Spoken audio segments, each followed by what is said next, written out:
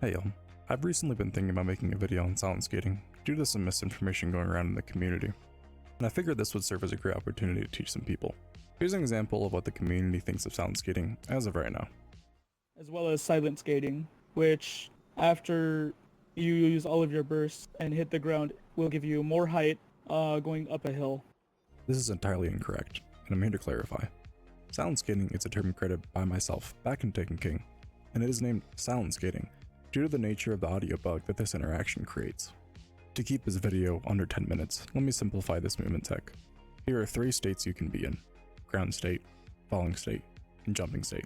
All of these states have unique interactions when joined with each other, and bring even more unique interactions when combined with other parts of the physics engine in Destiny. Simply speaking, silent skating is when we combine the interaction of jumping state and ground state. Let me explain a bit more about how this interaction gives us lots of speed, but in order to explain that, I need to explain the interaction between falling state and ground state. You see, when falling, which just means your jump is not active, and interacting with the ground, we'll call certain subroutines in the physics engine to force your guardian every so amount of ticks to drop to the speed of your walking speed, or sprinting speed if you're holding down the sprint button for each frame when you're touching the ground.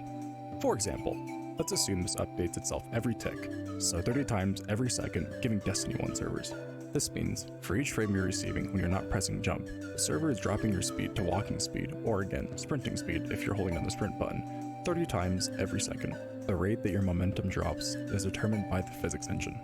Now that that's out of the way, silent skating, like I said, is when we interact jumping state and ground state.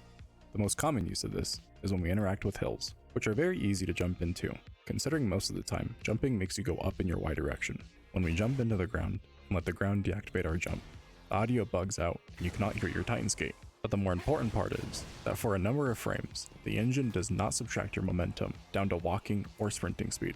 Instead, it allows you to resume back into the chain of Titan skating, which cycles between falling state, jumping state, ground state, and so on.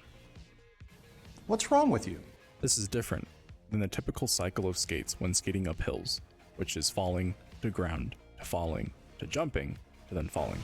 Silent skating will inverse this pattern.